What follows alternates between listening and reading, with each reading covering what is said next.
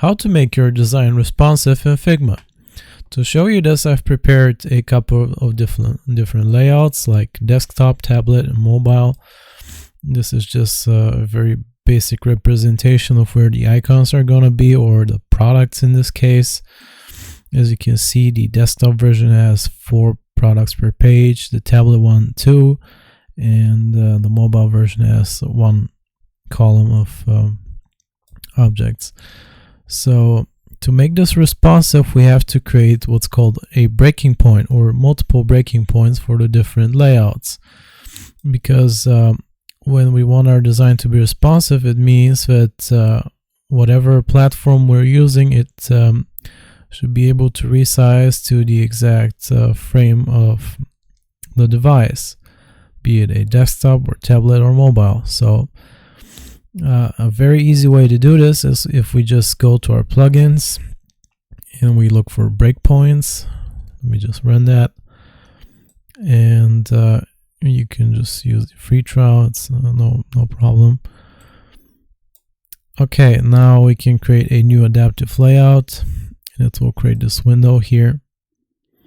And now what I can do is add my different breaking points. So let me just add 2 of these, and now I have to adjust the width. So for my desktop, it's going to be 1440, like this. For the tablet one, I want it to be 991, and for the mobile, it's going to be 478.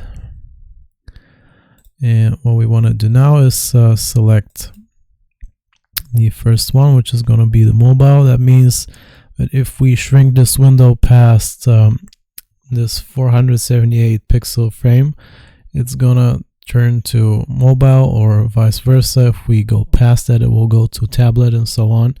So what I want to do is click this plus sign here and select my frame, in this case the mobile. This is going to be in that restriction here. So the next one is going to be my tablet, and this one is going to be the desktop one. Okay, so once we do that, now we should be done. And as you can see, if I zoom in here, just remove that. Here's our ruler. We can see, so if I drag this out now, this will be the desktop version. So anything past this point will become the desktop version. If I decrease that past this point again, it will turn into the tablet version, the tablet layout.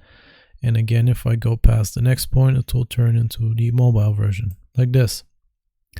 So that's a very easy way to create a responsive design in Figma. I hope this was useful. Remember to like and sub, and I'll see you next time.